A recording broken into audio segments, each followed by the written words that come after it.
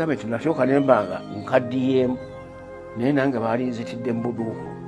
kubanga mpulira ennaku bwendawo omuntu ava mu western gwe twafiirira ntumuwa ebyobugagga byaffe byonna ate bwatunuuliza amawulire agafulumye olunaku olwaleero gano gongedde okukakasa nti omukyala omukulembeze w'eggwanga Uganda ono ng'amanyikiddwa nga Janet Kataha Museveni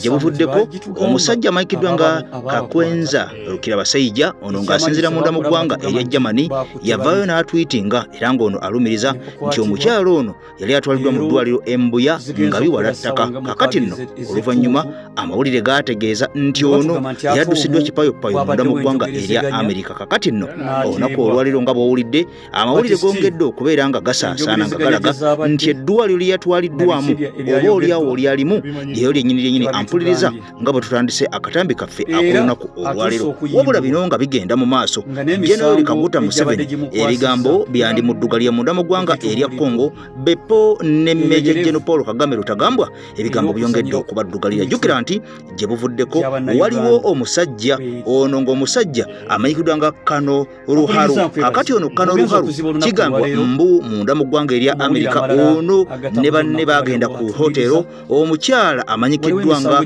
Denise Nyakiru ono Kishekedi nga mukyala w'omukulembeze gwanga erya Congo amanyikiddwa nga Felix Tshisekedi Solombo kakati mbu bano baali baagala kumutuusaako omukolo oba baali baagala kumwasasinatinga oba okumutugumbula oba okumutta wabula nga bagamba mbu bano baali basindikiddwa Major General Paul Kagame Rutagambwa era nga ono ye president w'eggwanga erya Rwanda kakati nno ogenda kulya mu bujjuvu bino byonna n'ebisingako wano munda mu ggwanga Uganda munda mu ggwanga erya Congo Beppo ne munda mu ggwanga erya Rwanda ebigambo byandibanga si birungi kubanga waliwo abasajja abavuddeyo abasajja basatu bamaze okubeera nga beeramba olujja bano ne balayira misana ttekera nga bakakasizza nti okufa n'obutanyagwa president w'eggwanga erya Rwanda amanyikiddwa nga Major General Paul Kagame Rutagambwa bano bavuddeyo misana ttekera ne bagamba nti oba baagala oba tayagala kabwake keetonye bano bagenda kubeera nga bamamula ku bukulembeze bw'eggwanga erya Rwanda oba seekyo bagenda kubeera nga bafanayo kakati nno omukutu gwa EKTV Media Uganda nze Eke Master Mbega w'omuzindalo nja kusaba n'obwombeefu ng'enkola yaffe bweri video sooka ogimbere ekigalo esobole okubeera nga esaasaanira ensi yonna ebeere nga egitegeera kakati nno ntambula ne Hajati Nakalembe era ng'ono mukyala musomi wa dduwa Kayingo nakugamba nti ono asomesa abantu bangi nnyo abaagala okubeera nga bayiga okusoma edduwa Beppo n'abo abaagala okubeera nga oba oliawo bawona abali munda mu ggwanga Uganda n'abali ebweru w'eggwanga Uganda kakati nno mudduke emisinde ajambe okulaba nga mukyusa obulamu bwammwe mu mbeera yonna oba oliawo enkambwe enyiwabula bino byonna nga bigenda mu maaso munda mu ggwanga erya Amerika ebigambo bikyayongera okubeera nga bitambula era ne bannayuganda munda mu ggwanga erya Amerika kaakati nno bano bongedde okubeera nga beesolooza n'okubeera nga beekuŋŋaanya bano nga bagamba bagenda kulumba eddwaliro eddwaliro omukyala first lady munda mu ggwanga Uganda amanyikiddwa nga Janet Kataha Museveni eddwaliro lyalimu kakati olwo batandika okubeera nga beekalakaasa olwo nga balaga obutali bumativu olw'amalwaliro agali e Uganda agakutte mu mbeera agatali mu malagala oba oliawo nga n'abasawo n'abo abalimu ng'omusala gwabwe gujjo kati mu mbeera eno njaga tusooke tuddeyo munda mu ggwanga erya Amerika tukomewo gavumenti eyagala abajulizi omukaaga balabike nga basobola okuwa obujulizi nga tebasobodde kwejjayo feesi zaabwe mu lukale gwa mpuliriza ndowooza omukulu Erias Lukwago Ssalongo akulira oludda olw'abannamateeka bwabawabirwa yavuddeyo n'abaako byayogera eri bannamawulire.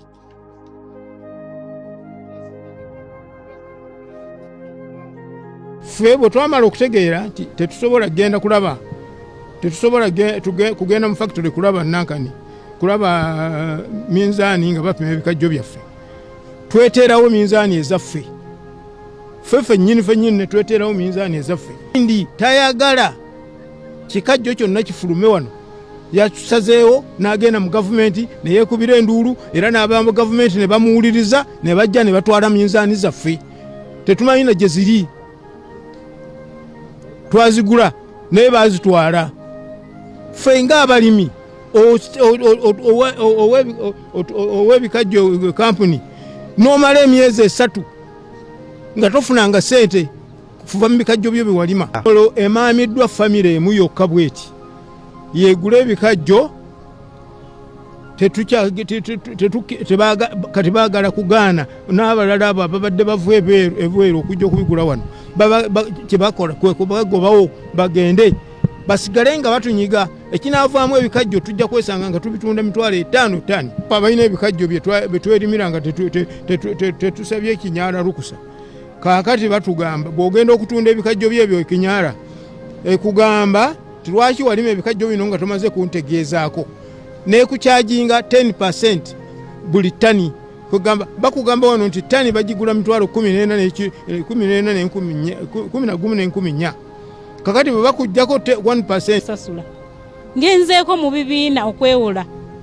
ne balaba mbunne ebikajjo bikaze mu nnimiro baagaana okumpa akasente simanya abaana ngenda kukola ntya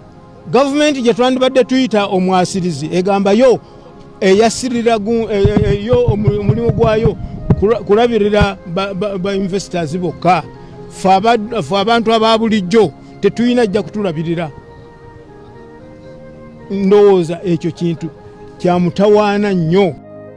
Okay, breaking news. Okusinziira ku ketufuna kigambibwa nti Bobi Wine, Robert Kyagulanyi Ssentamu Bobi Wine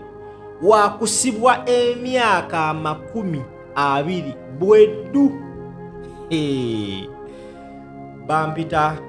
Kalirugambo Promax Simple MC wekasitonda banganzize kyoyina okukola kiri eki giteekeko share kati kando kuvire ku ntono ntandise bwendi gwe munnankyukakyuka laba vidiyo azirabidde ebbanga abadde angoberera for the last 7 years ndi wano okutegeeza muganda wange taata maama kyali wange nsaba mumpagire nakoze bizinesi yange tutunda amataala oyina apartment oyina maduuka oyina somero oyina any kind of business kakati no butuddako munda mu ggwanga Uganda nkutegeezeza nti waliwo okutuula obufofofo waliwo obunkenke munda mu State House bepone mu bitongole ebikuumaddembe nakutegeeza gye buvuddeko nti munda mu ggwanga Uganda aduumira amagye gaffe amanyikiddwa nga General Muhoozi Kainerugaba ono nga ye first son munda mu ggwanga Uganda era nga ye mutabani wa General Kaguta Museveni Kiro Abulwa kakati ono yavayo n'ategeeza butereevu nnyo nti abayekera bali munda mu ggwanga erya Congo aba M23 ono yakakasa ensi nti bano baganda baffe era yaluma ejiiko n'abeera nga akakasenga akaluma enkoto n'ategeeza ensi nti abo kyebalwanirira abaali balwanirira ddembe lyabwe lyennyini era nga baali batuufu okusekegguka emmundu wali munda mu ggwanga erya Congo kakati nno gyebukoledde olunaku olwaleero nga waliwo Rebel Group kati Rebel Group eno ampuliriza emanyikiddwa nga FDR kakati ng'eno evudde ebitereevu emisana tteke bano ne balangirira ne baga nti bagenda kumwamulako omukulembeze munda mu ggwanga erya Rwanda era nga bano balumiriza nti ffe tusinzira wano munda mu ggwanga erya Congo wabulanga n'omukulembeze amunda mu ggwanga erya Congo amanyikiddwa nga Felix Tshisekedi Tshilombo ono tabeeganye akakasiza misana tteke nti nasazeewo okusinzira ku ebibadde bigenda mu maaso munda mu ggwanga erya America kano Rahul eyabadde asindikiddwa pulezidenti w'eggwanga erya Rwanda Rutagambwa Kagame okutugumbula n'okutirimbula mukyala wange amanyikiddwa nga Denis Nyakiru Tshisekedi kakati nange nsazeewo misana tteke era nangirira ng'ensi ewulira ngenda kulwanyisa abantu bano oba baagala oba tebaagala basobole okubeera nga oba oliawo kyebabadde bagenda okugezaako okubeera nga bakola bakisasulye kakati nno wano waliwo okulya n'okumba essuwani nga negibuvuddeko bwentyo nakukolera emboozi nga nakulaga amagye nga gafutuka munda mu ggwanga erya Congo nga geesolosa munda mu ggwanga erya Rwanda wabula nga amagye gano gaali gatambula mu sululu kwa moja era nga bano kyali kigamba mbu baali bamaze okubeera nga bateekebwako akazito munda mu ggwanga erya Congo nti anaasangibwayo yenna agenda kubeera nga atirimbula butirimbula jjukira gye buvuddeko akulembera omwogezi w'ekiwa kino ekya M23 ampuliriza ono yakubwa aguluneti oba yakubwa drone bw'atyo nabeera nga asesebbulwa ate nga kigamba nti n'omuduumizi ow'okuntikko era aduumira ekibinja kino ekya M23 yandibanga naye yattibwa obanga yasimattuka mbu ng'ali munda mu ggwanga erya Uganda mu ddwaliro erimu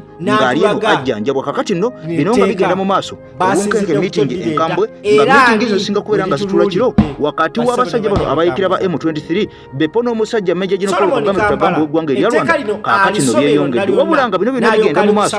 nkutegeezezza nti eyavaako obuzibu yali amanyikiddwa nga Meja General Paul Kagame mbu eyasindika omutemu agenda atemule mu omukulembeze w'eggwanga erya Congo amanyikiddwa nga Dennis Anyakiru kakati omusajja amanyikiddwa nga Jean Louis Habyarimana ono nga mutabani w'omukulembeze w'eggwanga erya Rwanda eyafiira mu nnyonyi ennyonyi eyava mu ggwanga ery'e Tanzania bwe bali bava okuteesa okubeera nga bakakkanya obunkenke n'obugulumbu obwali wakati w'abasajja abatuusi n'abahutu kaakati nno ennyonyi eno eyalinnyibwa mu pulezidenti w'eggwanga erya Rwanda Bepono wa Burundi amaali amanyiddwa nga Habyarimana ennyonyi eno yakubwa era ng'ensi ekyebuuza ani yakuba ennyonyi eno yakyali kigendererwa ki nga bano baali bagenze okuteesa mu kussaawo obukulembeze obutuufu gavumenti ey'ekintabuli munda mu ggwanga erya Rwanda kakati ennyonyi tesobola kubeera nga eddeyo e Kigali neekuba era okuva olwo wano waagwawo ekitta abantu ekiyitirivu ennyo era ogenda okakananga Kagame afuuse pulezidenti w'eggwanga erya Congo kakati nno bino nga bigenda mu maaso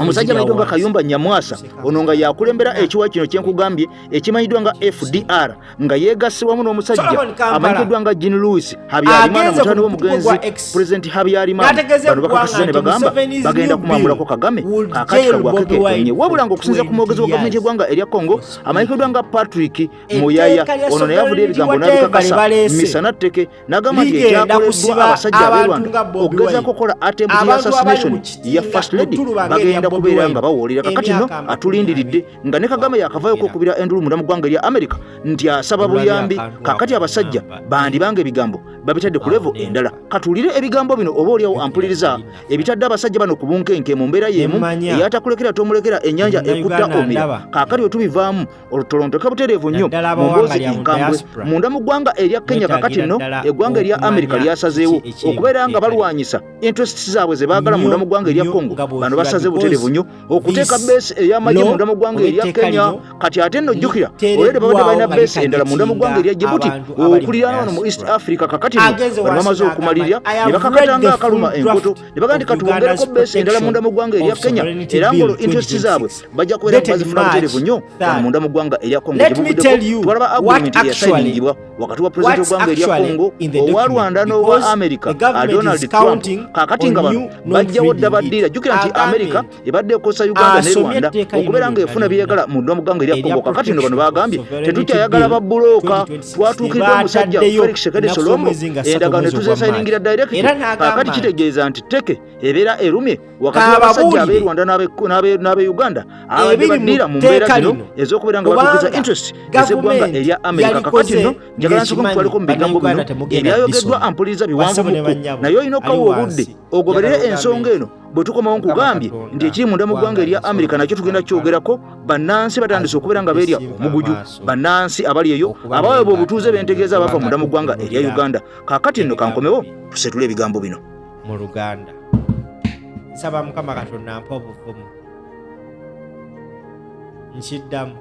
John Lubaya ono nga ye gavana owa Utuli province munda mu ggwanga erya Democratic Republic of Congo kaakati ono avuddeyo n'ayasa ebyama wabula nga mu byama byayasizza mulimu okusindiikiriza n'okugobaganya amagye g'eggwanga erya Uganda agamanyiddwa nga UPDF okufuluma munda mu ggwanga erya Congo jjukira nti bano baali bagenzeeyo okukola ebikwekweto okubeera nga balwanyisa abayekera ba IDF wabula okusinziira ku mawulire kakati gakakasiddwa nti UPDF bamaze dda okubeera nga bagobwayo okusinziira ku gavana John wa Ituri province agamba nti bano tebakyabeetaaga kubalabako munda mu ggwanga lya Congo kye bagenda okukolayo bano bagamba nti balaba byoya byanswa jjukira gye buvuddeko amagye agataba omukago ogwa East Africa gano nga geegatta wamu okwali aga Uganda nga kuliko ag'e Kenya Rwanda Tanzania Burundi ne Rwanda gano gaavaayo ne gagamba nti gagenda kukolera wamu n'amagye g'eggwanga erya Congo okulaba nga galwanyisa abayekera ba M23 wabula bino byonna byagenda mu maaso kyokka ate oluvannyuma twalaba eggwanga erya Congo nga lisazeewo okugoba amagye gano gonna aga East Africa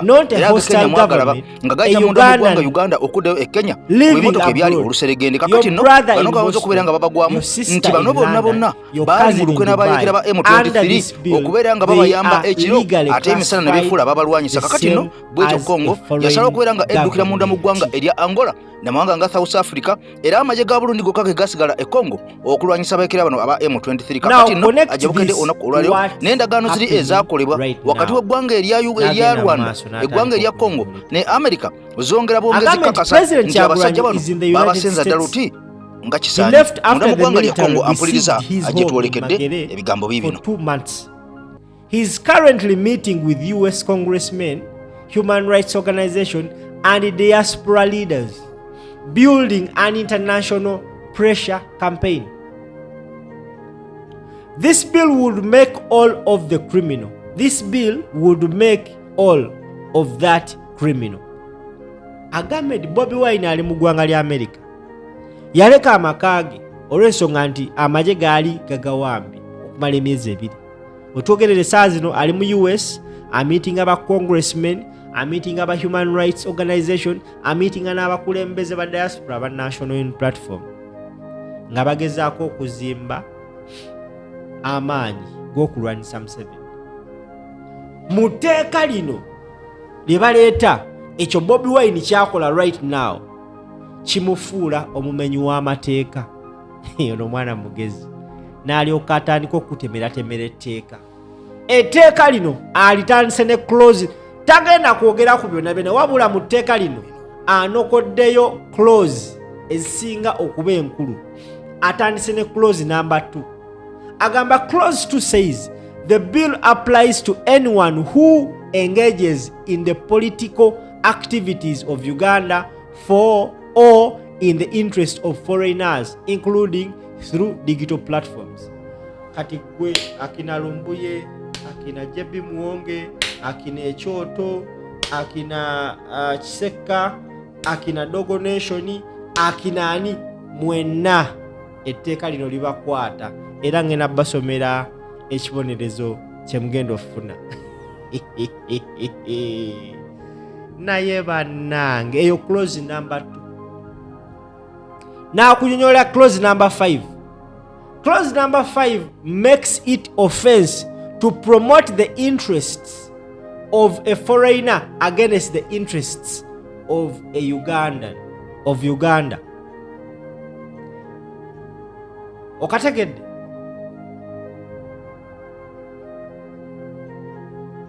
Tugenze clause number 10. Omwana atemetemye clause, si clause zona clause tazogedde kuwabula atemetemye clause ezisinga okuba crucial.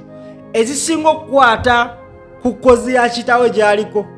Clause 10 criminalizes the promotion of any foreign policy not adopted by the cabinet. Singa oleeta policy yonna nga ya mu America obanga ya mu UK naye nga teri adopted by cabinet ya Uganda, ogwo musango. Ogwo musango.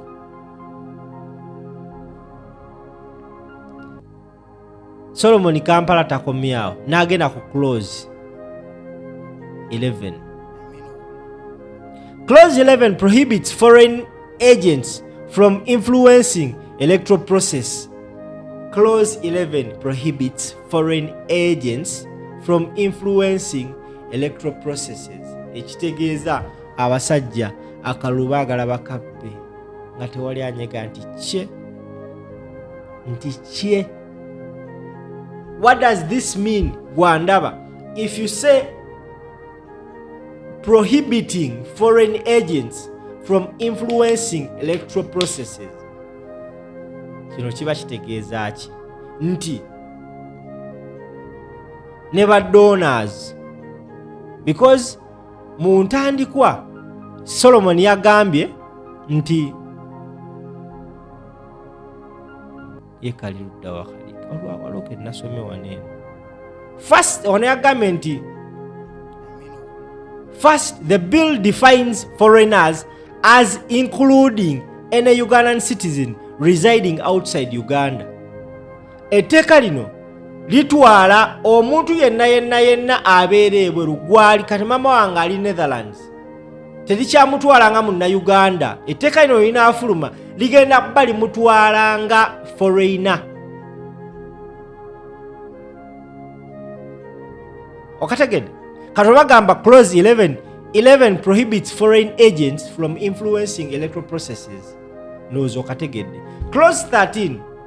economic sabotage criminalizes the publication of information that weakens the economy.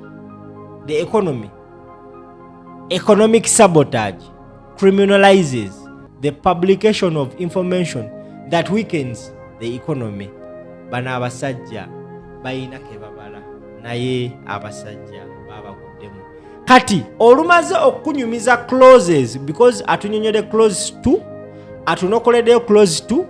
clause 5, clause 10, clause 11 ne clause 13 n'akuleetera penalties. The penalties up to 20 years imprisonment or fine of 100 currency points, that is 2 billions. Singa ozza emisango egyo mu clauses zaakunyonnyodde gwe munnayuganda ndaba oli wakufuna ekibonerezo kya kusiba emyaka 20 oba okusasula engassi ya billions 2. N'agenda maaso, part 5 goes after the money directly. Any agent of a foreigner who receives more than 20,000 currency point million bina from a foreigner within 12 months without the Minister of Internal Affairs written approval commits an offense. Money received in violation gets forfeited to state. Kano kakulu nnyo bannaye. Kano bakalese kuvunza National Union Platform. Nkakuddiremu okategere bulungi nnyo. Agambe nti any agent of a foreigner who receives more than 20,000 currency point in brackets more than 400 million from a foreigner within 12 months without the Minister of Internal Affairs written approval commits an offense. Money received in violation gets forfeited to the state. Omuntu yenna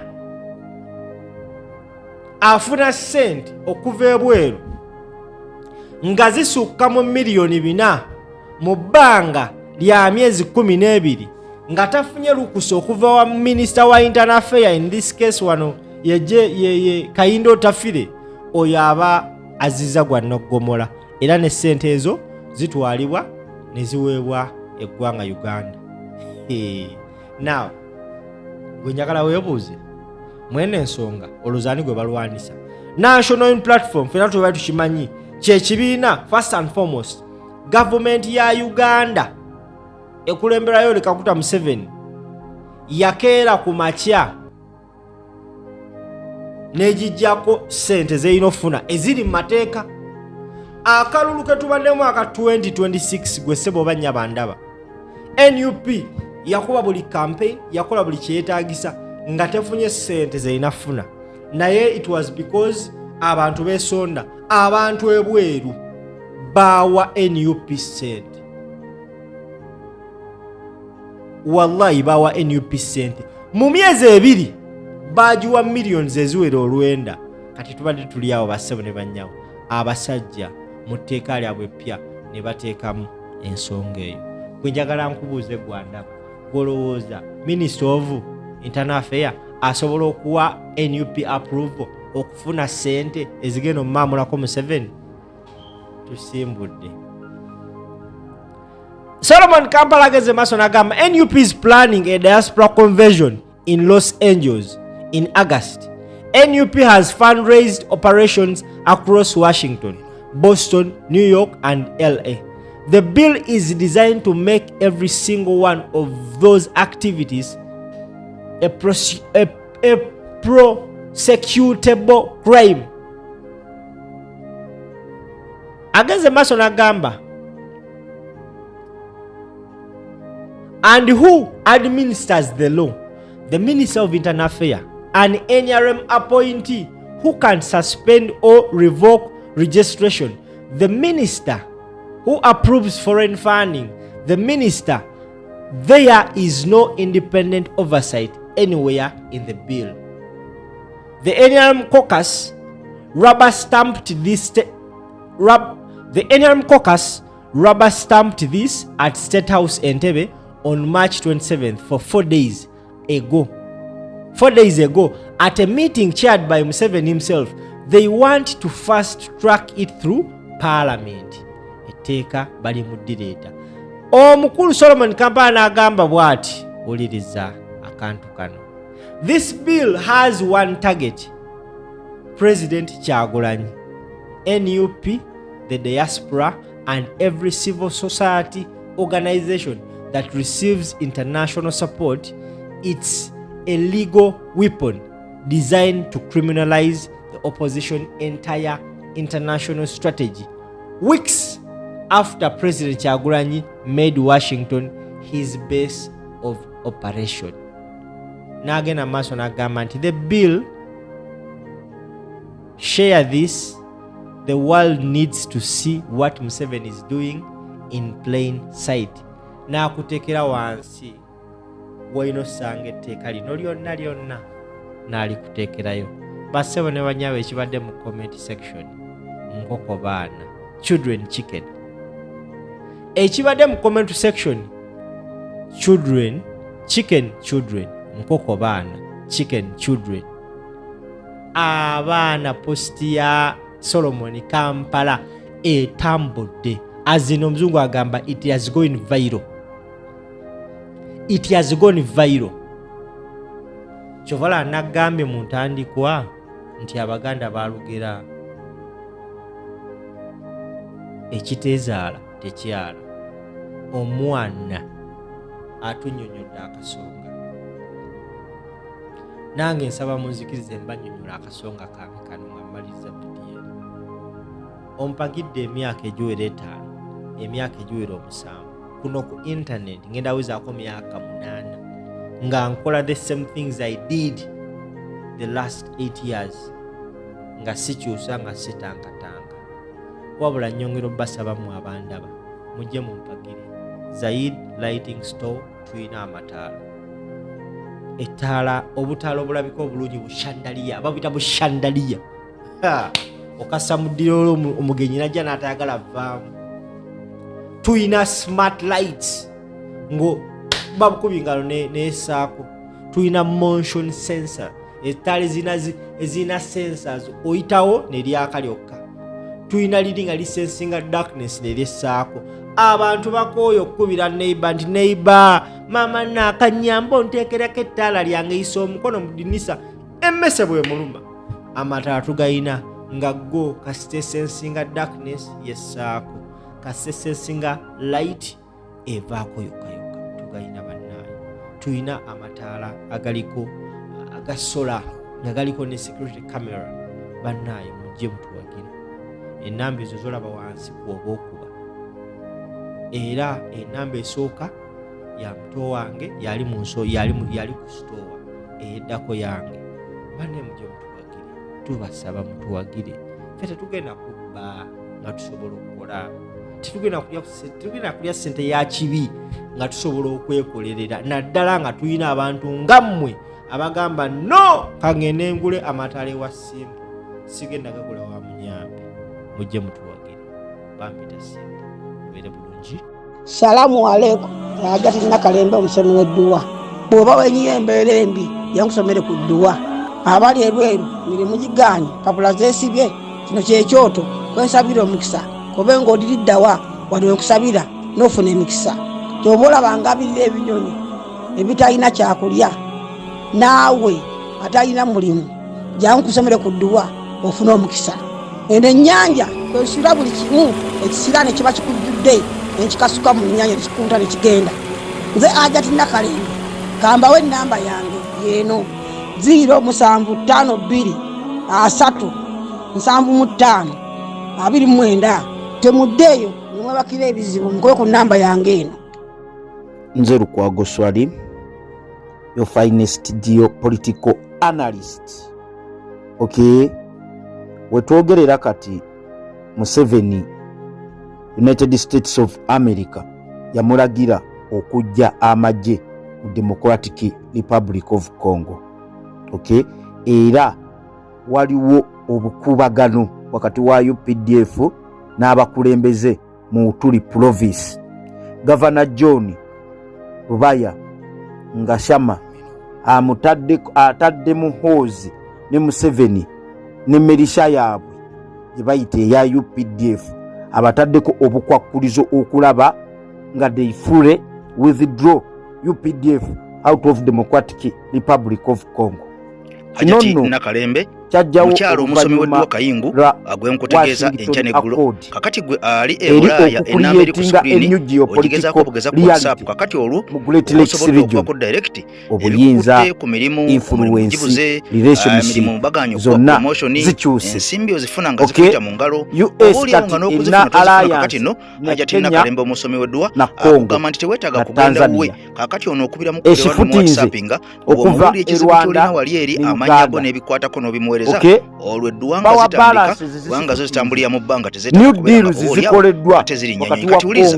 okusinza ku mawulire agafulumye gongera okukkaatiriza nti wandibaawo enteeseganya ezigenda mu maaso wakati wa gavumenti y'eggwanga ya Uganda ekko n'ekibiina ekya National Unity Platform okulaba nga omukulembeze Robert Kyagulanyi Ssentamu Mutembo ono bamukomyawo munda mu ggwanga Uganda gye buvuddeko atwala bannaddiini bano baava ne bakakasa ensi yonna nga baali bali mu nteeseganya wakati waabwe ne gavumenti y'eggwanga Uganda okulaba nga gavumenti esiizinga faya ekola ekisoboka kyonna omwana waabwe omwana wa Nakalama asobole okubeera nga His Excellency Robert Kyagulanyi Ssentamu adda okwabo bonna byonna President Kyagulanyi Ssentamu yavaayo n'abiwakanya era nga bano na Deputy President omanyi nti ali mu kkomera amanyikiddwa nga Muwanga Kivumbi kyokka ate Olopu Leader of Opposition amanyikiddwa nga Honorable Joel Ssenyonyi ono yavaayo bino byonna naye n'abiwakanya era ng'ono ategeeza nti enteeseganya zaali zigenda mu maaso wakati wa bannaddiini ne gavumenti y'eggwanga erya Uganda zino zaali zaabwe era nga NUP ne zinaamunta era bano nga bagamba nti bwe kiba nga bannaddiini bano baali bateesa ku lwa NUP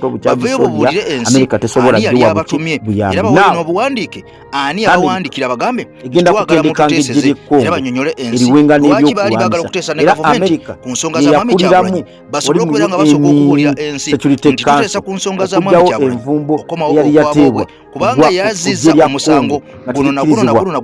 musobole okubeera nga tuteesa bw'oba nga tewali musango baali babuulidde ensi Mwami Kyagulanyi gwe yakola kakati alo ate bavaayo batya ne batandika okutegeeza ensi baali bagenda mu maaso n'okubeera nga bateesa kumbe bano baali bali ku byabwe nga bakozesebwa jjukira nti munamuggwanga erya Uganda abantu bannaddiini kakati baafuuka basabiriza baafuuka babbeegazi kubanga tubalaba enkya n'eggulu buli lwe basinkana Mwami Museveni ekisinga obukulu si kumuli owamweyo si kuli abantu babeera bazeewo myoyo wabula ekisinga obukulu bano kwagala kunywa n'ekyayi bano kwagala kumukwata mu ngalo bano kwagala kusaba amabaasa n'okusaba ebidduka nga emmotoka gye bakulembeza buli lwe basinkana Mwami Museveni kakati ng'ekyokuteesa Honorable Joel Ssenyonyi yavuddeyo n'ategeeza bino byabwe byappa era nno n'omusumba ayongere n'akkatiriza ku nsonga y'emu nti bwe kibangawo okuteeseganya okwo okuteeseganya tekubangayo kabibeere mu bitabo bya Bayibuli kebeere ku Lwani tekuliyo wabula bano bannaddiini tebakyali bannaddiini wabula bafuuka baddiiraazi abadiringa obudirinzi okulisawo ebyabo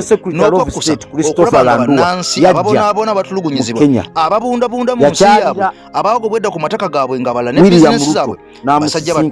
bakazi batu zaagwa dda nga ne baali bakolera baasendawo dda abamu nga baazimbawo amayumba amanene ennyo abalina ensimbi kakati no pasita agamba nti bino byonna bigenda mu maaso bongera kubeera nga bagula obudde n'okwongera okuwuddiisa bannansi mu kifo ky'okubeera nga babasomesa n'okubalyowa emyoyo kakati nno bano omuzego basitudde ate okubeera nga babawuddisa buwuddisa nga kino kitegeeza nti bano bafuuka ba agenti balamba aba gavumenti okuvangayo okwogera ebigambo ebitajjansa mu bantu n'okubeera nga bateekawo propaganda ataliyo n'okubeera nga babuzaabuza abantu ku nsonga ezitaliyo kakati ng'ensonga y'okuteesa ne gavumenti ku nsonga za Mwami Kyagulanyi Mwami Kyagulanyi mukazi we yatulugunyizibwa n'atuuka n'okubeera nga ayambulwa engoye n'okuddusibwa mu maka ge n'avaamu bano abasajja tebavaayo okukola press conference ey'okwegatta awamu n'okupushinga ensonga okuvumirira bino byonna ebigenda mu maaso abantu bangi naddala abaana aba Buganda ababali ku ludda oluvuganya gavumenti oba olwobula gavumenti naddala aba National Unity Platform abaakwatibwa abasoba mu 15 nga bali mu makomera gye bapookeza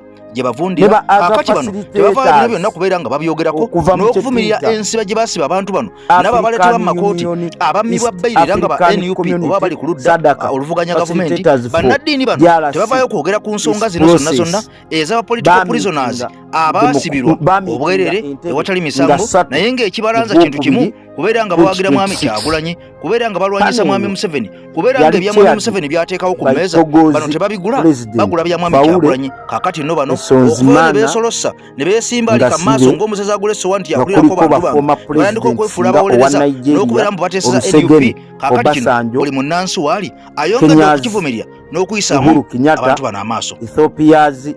Sahel Waka Zawedi Botswana's Mungusi Masisi ne Central African Republic's Catherine Samba Panza bali hosted by Kairingu terrorist assassin of the Creed Museveni nga part of working visit to advance African-led dialogue for sustainable peace and stability in Eastern DRC. Mu meeting eyo Museveni bamugamba ja amaje Congo. Museveni abadde alina amaje Congo ku lwa Bufalansa ng'era akulietinga buffer zone wakati wa different belligant groups ebibinja ebyenjawulo bireme kulumba installations za Total Energies eri okusima amafuta along the Albertarian Rift. So Museveni abadde ateekangawo buffer zone eyo bamugambye gajjeeyo America egenda ku taking over ngeyitiramu Eric Prince essaawa zino ali okutendeka ejje lya Congo out to use drones n'okutendeka ba snipers mu jje lya Congo. Museveni n'asooka n'abagamba tibannaye nga nnyambako mu kuhostinga over 500 Southern Congolese refugees era waliwo ne ethnic shared ties across borders ne bamugamba ebyo tebikyakola ne ba refugee obadde hostinga obadde okifudde kyakola mu sente gy'amagye mu Congo. America as of now eri at loggerheads ne France Emmanuel Macron era Trump yagambye Emmanuel Macron essaawa yonna akola ki bwe bali ku World Economic Forum.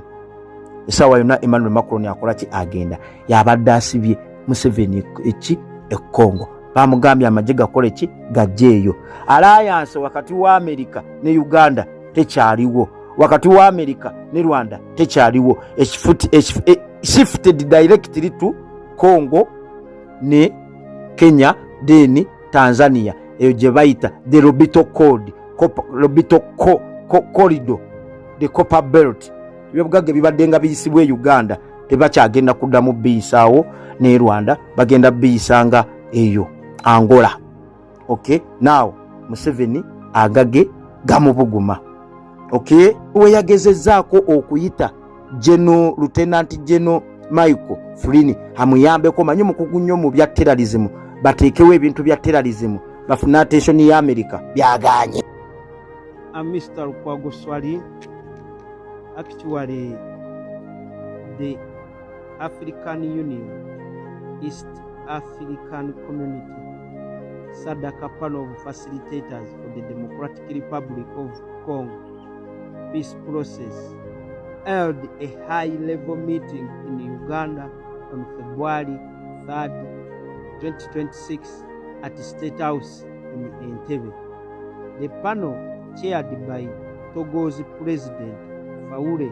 Esonzimana Singibe, and including former presidents such as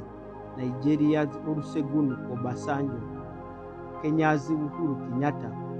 Ethiopia's Sahel Workers Wedi,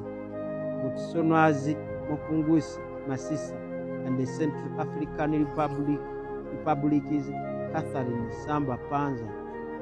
was hosted by Kairingu terrorist Museveni as part of a working visit to advance so-called African-led dialogue for sustainable peace and stability in the Eastern Democratic Republic of Congo. The discussion is focused on de-escalating the ongoing conflict and addressing its historical and political roots and coordinating efforts ahead of the African Union Summit later in February 2026. Kairingu Museveni emphasized Uganda's stake in resolving the crisis, including its role in hosting over 500 Southern Congolese refugees and the shared ethnic ties across borders, while pushing for practical solutions to grievances rather than prolonged delays. Despite Uganda's role in supporting groups like M23, ADF, the choice of venue underscores its position as a central actor in Great Lakes regional diplomacy, with Kairingu terrorist Museveni often involved in mediation efforts under African Union, East African Community, and the SADC frameworks for being the nexus of the conflicts in the DRC. The meeting builds on prior consolidations of peace processes like the merger of Nairobi and Rwanda initiatives, aiming for African-owned solution to the violence that has displaced millions and fueled resource exploitation. The meeting happened days after U.S. Deputy Secretary of State Christopher Randua met William Ruto at State House, Nairobi, where they discussed bilateral ties, trade, security, counter-terrorism in Somalia, Kenya's role in the multinational security support mission in Haiti, and broader regional issues like Eastern DRC stability. He also met with the Prime Cabinet Secretary Musaira Mudavadi, focusing on trade, investment, energy, infrastructure, defense, regional peace, security, AGOA renewal, and the IT mission support. Other engagements such as the groundbreaking for U.S. Kenya military base runaway expansion at Manda Bay, Laumu County, to boost counter-terrorism and economic corridors like LAPSET. Randua's agenda emphasized the U.S. priorities under President Trump, rebalancing trade, counter-terrorism, regional stability, including Eastern DRC via mentions of the Washington Accord and the AU, East African Community SADC efforts and partnerships. Immediately after Randua's departure, late January, early February 2026, Uhuru Kenyatta traveled to Uganda, arriving around February 3rd, 2026, as part of a high-level panel of former African leaders facilitating the DRC peace process. He joined the Kairing terrorist Museveni, host at State House in Entebbe, as a facilitators from a Nigerian President Olusegun Obasanjo, from an Ethiopian President, and so many. Okay, chaired by Togolese President Faure. The meeting focused on advancing dialogue, addressing the root causes of Eastern DRC conflict, insecurity, armed groups, humanitarian fallout affecting neighbors like Uganda with refugees, border monitoring, engaging the factions, and supporting regional African-led solutions. Kairing Museveni stressed the conflict's regional impact and the need for resolution to prevent persistence, and the Kairing terrorist Museveni bragged of how Uganda is reaching hosting so many refugees, a tool he uses to manipulate USA and its allies not to bother him when he violates human rights in Uganda and other African countries. This DRC-focused gathering, okay, aligns with the broader regional peace efforts discussed during Rwanda's visit. Again, Eastern DRC stability, Washington Accord commitments between Rwanda and the DRC. So, Uhuru's role appears tied to his ongoing African Union mandated facilitation work on